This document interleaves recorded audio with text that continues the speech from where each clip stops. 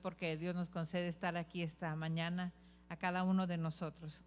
Estamos en una unidad nueva, hermanos. Esta unidad se llama La vida después de la muerte, así se llama esta unidad. Para hoy día 27 de abril del 2025 es la lección número 9, la lección que vamos a estar estudiando en esta mañana, y la lección se llama La vida después de la muerte en el Antiguo Testamento. Es lo que vamos a estar hablando en este día. La verdad central dice: la Biblia enseña claramente que hay vida después de la muerte. Y el versículo clave está en el libro de Job, capítulo 19, versículo 26, dice: y después de deshecha esta mi piel, en mi carne he de ver a Dios. Aleluya, gloria a Dios, ¿verdad? Qué hermosa la palabra del Señor. Vamos a estar en varios pasajes de la palabra del Señor en esta mañana, pero estas próximas semanas, hablando sobre esta unidad, vamos a ver lo que la palabra nos enseña acerca de este tema, ¿verdad? Tan interesante, la vida después de la muerte.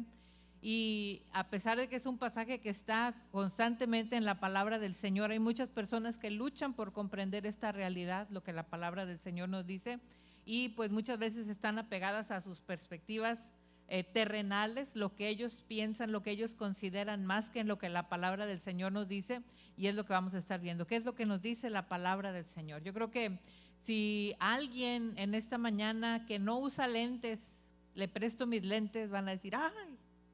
¿Qué pasó aquí, verdad? Algo cambió. Está diferente, ¿verdad? La gente que no usa lentes, cualquier aumento de ¡ay!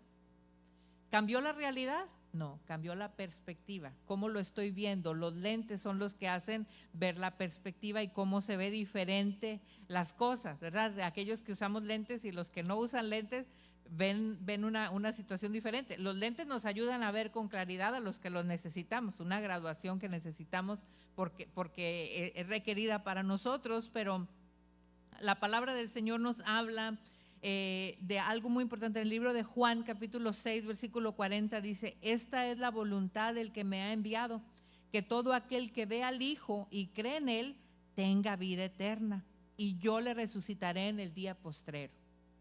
Esto es lo que la palabra del Señor, y a la luz de la Biblia, lo que nos dice, es esa perspectiva bíblica de lo que estamos hablando, ¿verdad? A pesar de que la gente en el Antiguo Testamento, todos los que vivieron en el Antiguo Testamento, no se beneficiaron de las enseñanzas de Jesús, porque no estaba Jesús ahí. Jesús nunca les habló de la resurrección, los apóstoles nunca hablaron de la resurrección. Hay lecciones más adelante que vamos a hablar sobre este tema, la perspectiva de Pablo, la perspectiva de Jesús mismo hablando acerca de lo que es la vida y la muerte. Pero toda la gente del Antiguo Testamento, ellos no tuvieron la bendición de tener a Jesús con ellos para que les hablara sobre lo que significaba la vida después de la muerte. Y a pesar de eso, ellos confiaban en las promesas de Dios, lo que Dios les estaba diciendo, de que el Señor iba a cumplir lo que el Señor le estaba diciendo en el futuro, ¿verdad? Lo que iba a acontecer, y aún después de que sus cuerpos físicos murieran y fueran sepultados, y quizás no iban a obtener la respuesta a las preguntas, ellos seguían creyendo en el Señor, seguían creyendo en esas promesas del Señor. Y yo creo que hay algo muy, muy interesante, porque en el mundo, la gente que nos rodea, tienen muchas creencias que no son bíblicas y sobre lo que es la vida después de la muerte. Hay muchas cosas que hemos escuchado, ¿verdad? Algunas creencias que la gente piensa, como hay gente que dice: no hay vida después de la muerte, lo que hagas es aquí y aquí lo vas a pagar, no va a haber nada más allá. Mucha gente piensa eso de que no hay nada más, ¿verdad? Aquí se acaba todo, así es que vive tu vida como tú quieras, porque es lo que va a contar. Más allá no hay nada. A veces hay gente que piensa así, ¿verdad? Hemos conocido personas que piensan de esa manera, pero ¿qué nos dice la palabra del Señor? Por eso les digo que son perspectivas no bíblicas, perspectivas humanas, que ellos solamente tienen desde el plano terrenal, sin pensar en Dios. Pero ¿qué nos dice la palabra del Señor? En el libro de Juan, vamos a la Biblia, capítulo 5, Juan 5, el versículo 28. Juan 5, el versículo 28 y 29. No os maravilléis de esto, porque vendrán hora cuando todos los que están en los sepulcros oirán su voz, y los que hicieron lo bueno saldrán a resurrección de vida, mas los que hicieron lo malo a resurrección de condenación. Pasaje tras pasaje en la palabra del Señor encontramos textos que afirman que sí hay una vida después de la muerte, que sí esa palabra nos lo habla. Primera de Corintios capítulo 15 es un pasaje que conocemos más. Primera de Corintios capítulo 15, versículo 51.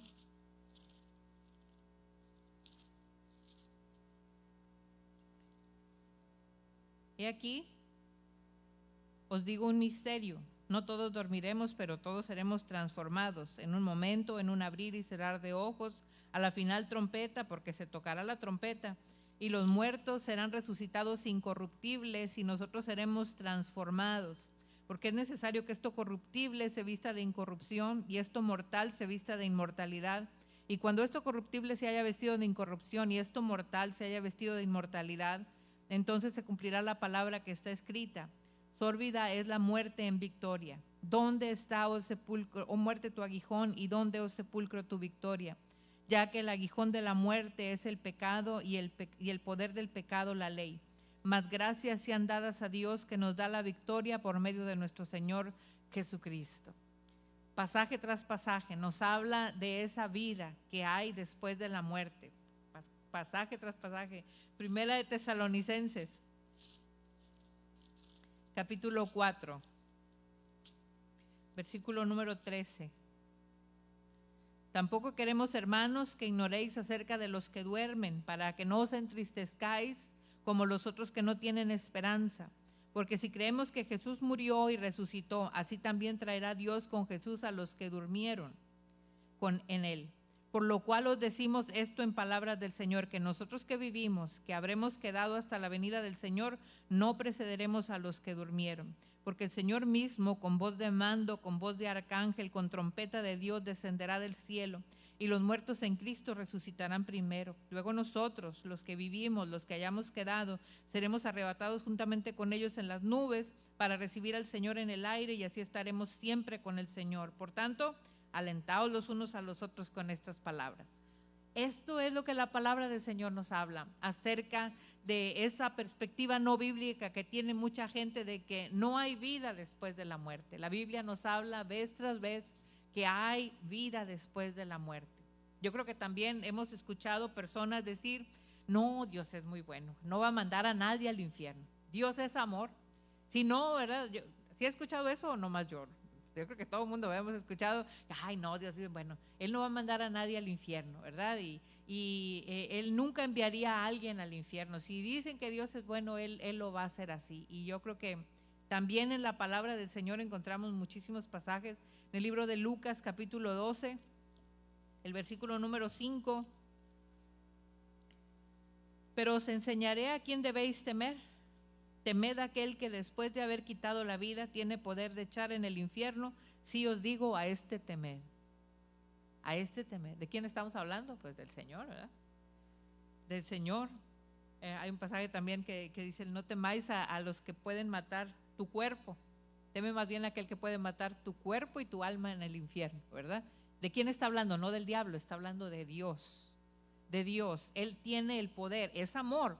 Hemos hablado infinidad de veces aquí en la iglesia y en las lecciones sobre que Dios es amor, pero también es justicia. Él es justo, ¿verdad? Entonces, a veces la gente solamente asocia a Dios con amor, pero también habla de justicia, de un Dios de justicia. Y la palabra nos lo dice en este pasaje que acabamos de leer, que debemos de temer al Señor, ¿verdad? Porque ciertamente Dios es amor, pero el alma que pecare, dice la palabra, esa morirá. Entonces tenemos que tenerlo en perspectiva bíblica siempre. Hay un pasaje en Segunda de Tesalonicenses, capítulo 1. Segunda de Tesalonicenses, capítulo 1, versículo 7. Segunda de Tesalonicenses 1:7. Y a vosotros que sois atribulados, daros reposo con nosotros, cuando se manifieste el Señor Jesús desde el cielo con los ángeles en su poder, en llama de fuego, para dar retribución a los que no conocieron a Dios ni obedecen el Evangelio de nuestro Señor Jesucristo, los cuales sufrirán pena de eterna perdición, excluidos de la presencia del Señor y de la gloria de su poder.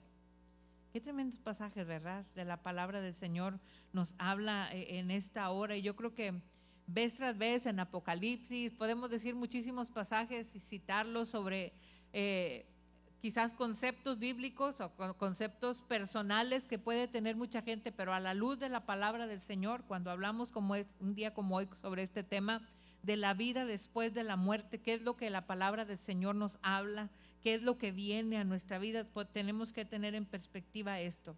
Leíamos ahorita en Juan 6:4, donde dice que esta es la voluntad del que me envió, que aquel que ve al Hijo y cree en Él tenga vida eterna, y yo le resucitaré en el día postrero. La palabra del Señor nos lo habla así, y es muy importante. Vamos, en la Biblia les digo que tenemos la perspectiva del Antiguo Testamento. En el libro de Éxodo capítulo 3, versículo 3.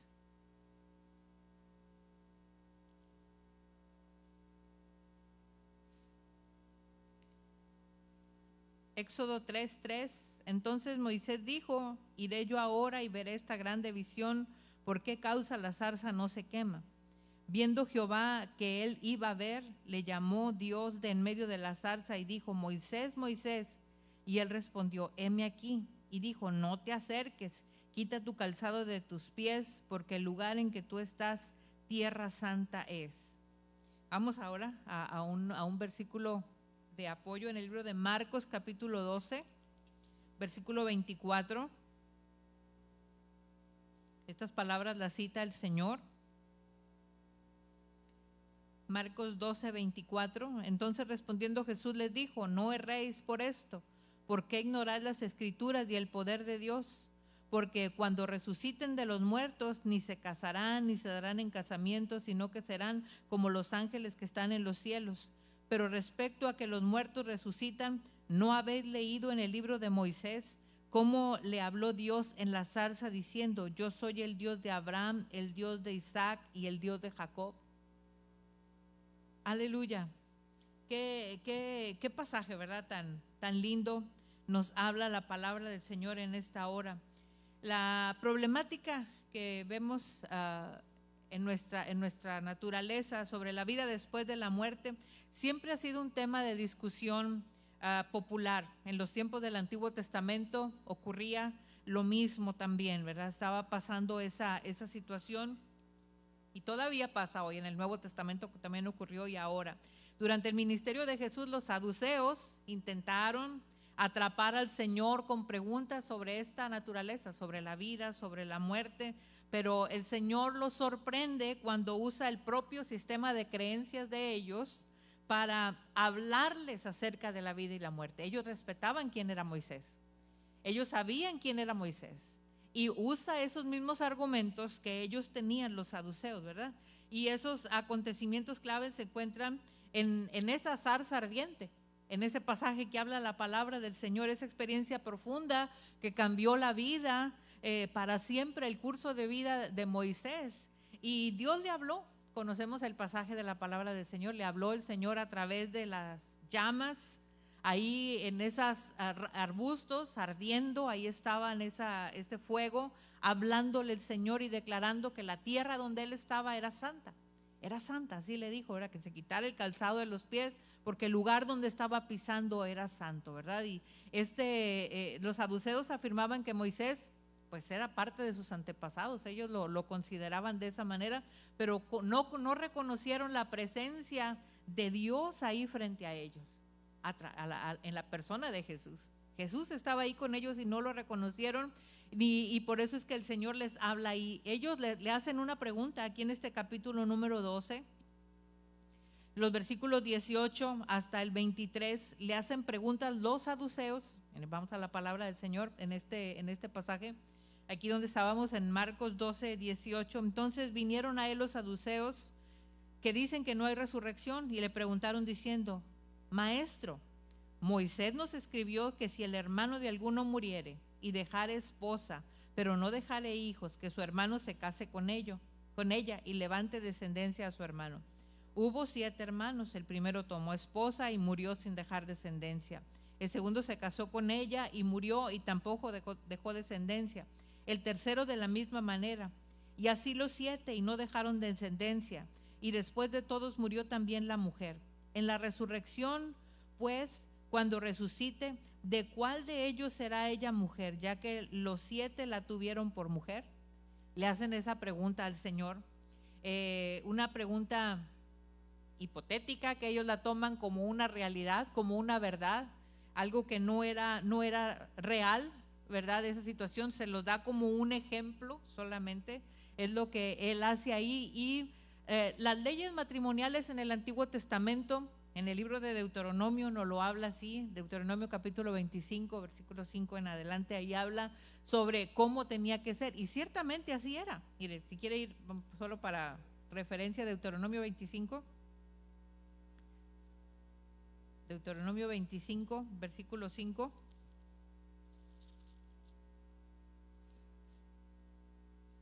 Cuando hermanos habitaren juntos y muriere alguno de ellos y no tuviere hijo, la mujer del muerto no se casará fuera con hombre extraño.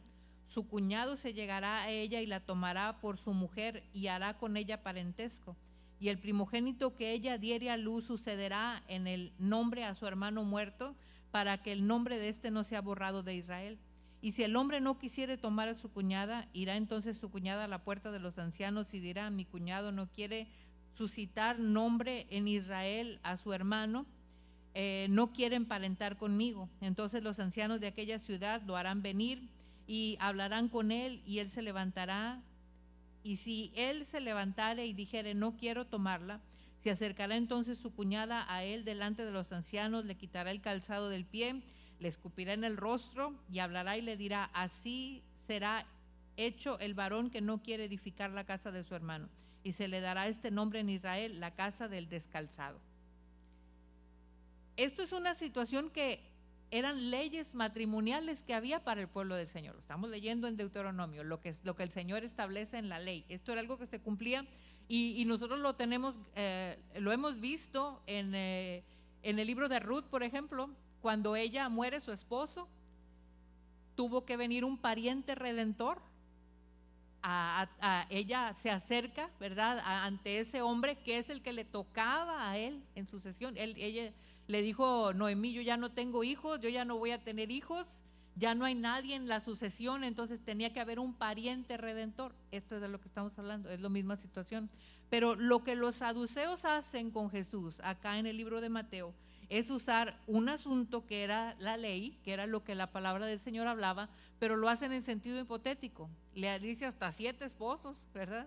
Y si se muere ese y no, y si se muere el otro y no, y si se muere el otro no, hasta 7 menciona. Es un asunto hipotético lo que está pasando aquí, pero los saduceos ignoraban el propósito de la ley y estaban tratando de torcerlo para pues ser tendenciosos, ¿verdad?, en lo que ellos estaban haciendo ahí, y refutar la creencia de la resurrección, lo que ellos estaban hablando. Ellos no creían en la resurrección de los muertos.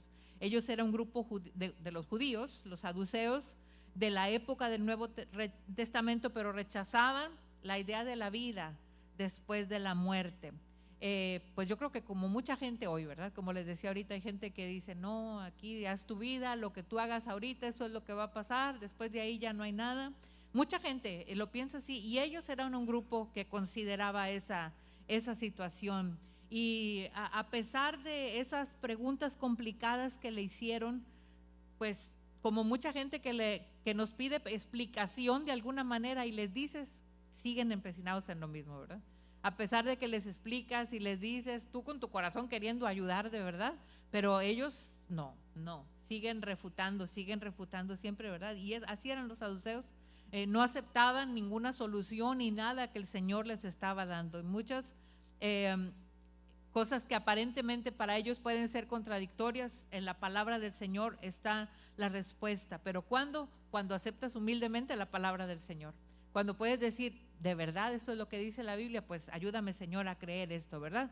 Jesús tomó lo que los saduceos estaban considerando como una situación hipotética, increíble, y la declaran como algo real. Pasó esto, ¿verdad? Y no era algo que había acontecido, porque ya hasta la mataron, a ver con quién va a estar allá arriba, ¿verdad? Empiezan a estar en esa situación tendenciosa. Y la vida después de la muerte sucederá, aunque la Biblia lo menciona aquí en este versículo que leíamos, ¿verdad?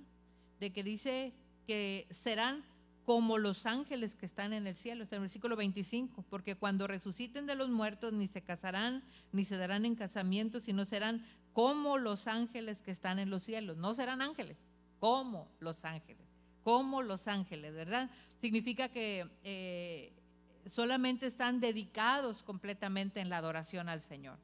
A eso se refiere cuando habla de la palabra del Señor, ¿verdad? Dedicados a tener esa comunión con Dios, a adorarle, a servirle, estar en esa búsqueda de la presencia del Señor. ¿Sabe qué? Yo me recuerdo hace ya muchos años, padre mío, como en los 70s, ¿no? 80s, 90s, la gente que está en la iglesia más o menos desde ese tiempo se podrá acordar de algunas personas, algunas situaciones que empezaron a acontecer en la iglesia que hablaban de experiencias cercanas a la muerte. Gente que decía, y se volvió muy popular entre las iglesias. Yo no sé si alguien de los que está aquí estuvo en ese tiempo en la iglesia, pero decían, aquella persona que estuvo en el cielo, lo que vio cuando estuvo en el cielo y regresaron, ¿verdad? O que vio el infierno ardiente y Dios le permitió regresar. Y andaban por las iglesias muchos predicadores. Yo me recuerdo haber oído a varias personas que iban a la iglesia y contaban esas experiencias, ¿verdad? Lo que vieron, lo que pasó, y más o menos se trató de recopilar esas historias que acontecían, alguien que lo estudió, ¿verdad?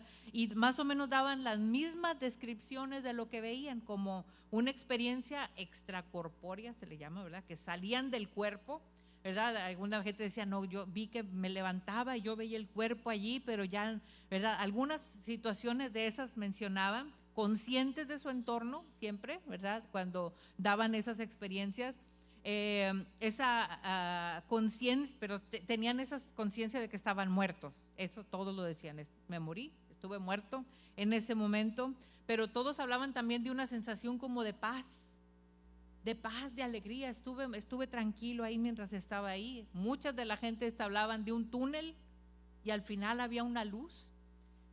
Varias descripciones que hablaban y más o menos decían las mismas cosas estas personas. Algunos se comunicaban con seres queridos en esa situación que estaban, o con figuras religiosas. Dios me habló, Dios me dijo, o el diablo me dijo, ¿verdad? Algunas situaciones como esas.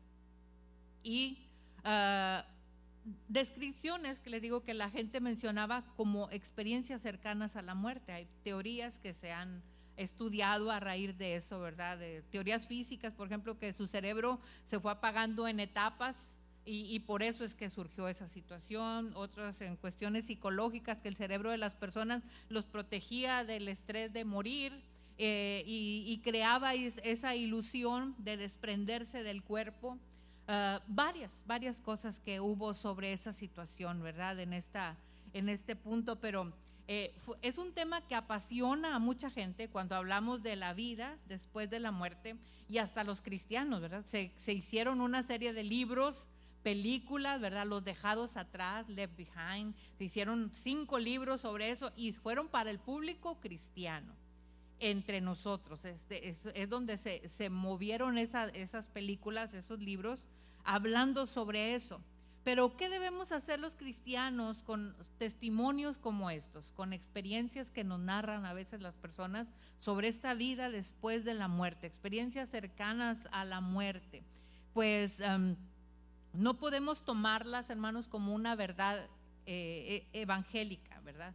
No podemos tomarlo así, ¿verdad? Aunque es válido para lo que nosotros creemos, pero no puedo tomarlo, sí es una verdad, esto es una verdad solamente. Más bien son experiencias que cada quien pasa. Hay unos casos. Hubo un libro muy, muy famoso que se llamaba El niño que regresó del cielo. la editorial tuvo que retirar ese libro porque después el niño dijo que era mentira todo. Entonces, a veces son experiencias que la gente narra y yo no lo puedo tomar como una verdad bíblica. ¿Por qué? Porque en la Biblia tenemos todo, hermanos. ¿Qué tengo que andar yo viendo y creyendo lo que está pasando cuando en la Biblia está escrito? Esto es lo que es nuestra base de fe. Esto es lo que tenemos que tomar nosotros como base, ¿verdad? Hay gente que dice, ¿verdad?, que han visto el cielo y el infierno y bueno, ¿verdad? Gloria a Dios, porque si tuvo esa experiencia personal, Dios habló a él, pero yo no puedo tomarlo como una verdad teológica para mí. Vi esto y después esto. A mí no me interesa mucho ver ese túnel al final y la luz allá, cuando en la palabra del Señor me habla que mi cuerpo va a ser transformado. Acabamos de pasar la Semana Santa cuando vimos la transformación del cuerpo del Señor Jesucristo, la resurrección poderosa. Eso es de lo que nosotros como iglesia tenemos como una verdad doctrinal. Esto es lo que la palabra del Señor nos habla. Cuando vemos a alguien, cuando escuchamos de alguien que dice que tuvo esa experiencia, gloria a Dios, me alegro que estés aquí. Qué bueno que estás aquí, pero hasta ahí, ¿verdad? Yo no puedo tomarlo como una verdad teológica ni esperar seguir esos pasos para yo poder ir al cielo de ninguna manera, ¿verdad? Las experiencias cercanas a la muerte están limitadas solamente para el entendimiento de esa persona, ¿verdad? Nos alegramos de que regresen, pero no podemos usarlas como doctrina para nosotros, ¿verdad? ¿Por qué? Porque, hermanos, tenemos algo mejor, que es la palabra del Señor, que es lo que nos ayuda, ¿verdad? Esa prueba concreta que tenemos en la palabra del Señor, que es la resurrección de nuestro Señor Jesucristo, ¿verdad? El cuerpo del Señor fue crucificado y resucitado, y eso es lo que con nosotros como cristianos vamos a experimentar, la resurrección de Cristo. Aleluya, así como el Señor resucitó, nosotros también. Entonces mi esperanza no está en ver ese túnel, sino en ser transformados, en que mi vida sea transformada para gloria del Señor, ¿verdad? En un instante, dice la palabra, en un abrir y cerrar de ojos, ¿verdad? Y si el Señor se tarda un poquito más en venir, pues de la tumba me levanta, ¿verdad? El Señor me levanta de ahí. Eso es de lo que a la palabra del Señor nos habla cuando hablamos de la vida. Es ahí donde descansa nuestra esperanza, en el Señor solamente, ¿verdad? No, como cristianos tenemos esta bendición de conocerle a Él. Entonces nuestra vida, nuestra base de fe debe de estar ahí, en lo que nosotros creemos. Es maravilloso el Señor, lo que el Señor nos habla. En el libro de Marcos capítulo 12, el versículo 26 y 27, dice: pero respecto a los muertos, a que los muertos resucitan, ¿no habéis leído en el libro de Moisés? Está hablando de Deuteronomio, ¿verdad? Éxodo, Levíticos, Números y Deuteronomio. Que habéis leído el libro de Moisés, el Pentateuco, cómo les habló Dios en la zarza diciendo: yo soy el Dios de Abraham, el Dios de Isaac, el Dios de Jacob. Dios no es Dios de muertos, sino Dios de vivos. Así que vosotros mucho erráis. Fíjese qué interesante la palabra del Señor, lo que nos habla aquí en este punto, ¿verdad? Entender lo que sucede después de la muerte. Debemos de conocer lo que la palabra del Señor nos habla, el poder, y saber interpretar lo que la palabra del Señor nos dice. Los saduceos estaban fallando a la verdad al malinterpretar la Escritura, pues ellos afirmaban directamente, ¿verdad?, de que esos primeros 5 libros de la Biblia, el Pentateuco, y Jesús sabía sabiamente, busca pruebas de lo que ellos mismos están diciendo para tomarlo como una verdad. Su argumento se basa en el pacto que Dios hace con Abraham, con Isaac y con Jacob. Los patriarcas hacía tiempo habían muerto cuando Dios le habla a Moisés. Cuando el Señor se manifiesta a Moisés, ya no estaba ni Abraham, ni Isaac, ni Jacob, ya habían muerto. Pero fíjese lo que dice el pasaje: Dios no es Dios de muertos, es Dios de vivos. Y ya habían muerto aquellos personajes, ¿verdad? Pero aunque hacía tiempo que habían muerto, Jesús les explica este pasaje, ¿verdad? En el 27, Dios no es Dios de muertos, es Dios de vivos, así que vosotros mucho erráis. Habían pasado siglos desde que Abraham, Isaac y Jacob habían vivido en la tierra, pero Jesús le explica que todavía en el tiempo de Moisés, cuando le habla a él, el Padre aún tenía relación con ellos. Aún tenía relación con ellos. ¿Qué es esto? Que Abraham, Isaac y Jacob estaban vivos. Dice gloria a Dios, ¿te estoy explicándome o no está entendiendo cómo estamos la cosa? ¿Ok? Cuando el Señor le habla a Moisés ahí en esa zarza ardiendo y le dice, yo soy Dios de vivos, soy el Dios de Abraham, el Dios de Isaac y el Dios de Jacob, es porque esos tres personajes, a pesar de que ya habían muerto, yo soy su Dios. Yo soy su Dios. Él es un Dios de vivos, dice la palabra del Señor. Y Jesús explica que todavía en el tiempo de Moisés, Él estaba en esa relación con ellos. Es maravillosa la palabra del Señor y lo que nos habla, ¿verdad? Esa perspectiva limitada que tenían solamente los saduceos sobre Dios, hicieron que ellos malentendieran el poder de Dios. Lo que Dios estaba hablando en la vida de ellos, también las escrituras las estaban malinterpretando. Los creyentes de hoy, hermanos, de igual manera deciden ver a Dios y lo que la palabra del Señor dice a través de sus propios lentes. Otra vez, vuelvo al ejemplo del principio. Así quieren conocer a Dios, desde la perspectiva de su vida, sin ir a la palabra del Señor. La palabra del Señor es fiel, es verdadera, ¿verdad? Y tenemos que dejar que el poder de Dios, que su palabra determine la perspectiva con lo que yo creo, donde yo me afirmo, donde yo estoy parada. Amén. No es en mis conceptos, no es en lo que la mayoría de la gente dice, porque hay mucha gente que cree en la reencarnación. De haber sido bien malo, el siguiente vas a reencarnar en perro, o vas a reencarnar en, ¿verdad? Empiezan a decir un montón de barbaridades, ¿verdad? Hablando sobre otra vida. Hay infinidad de personajes y de cosas que se dicen sobre esto, pero Dios es más grande de lo que tú piensas. Dios es más poderoso que cualquier cosa que tú puedas estar pensando. Él tiene una relación continua con su pueblo y no tiene no está limitada en cuanto al tiempo, en cuanto al espacio. Dios es Dios de vivos. No importa si ya murieron tus antepasados o la gente que sirvió al Señor, tu papá, tu mamá, tus abuelos, esa gente que vivió y que vivió una vida de fidelidad al Señor, está en la presencia del Señor, hermanos. Ellos están disfrutando de la presencia del Señor. No, el Señor dice, yo soy Dios de vivos, no de muertos. Aleluya.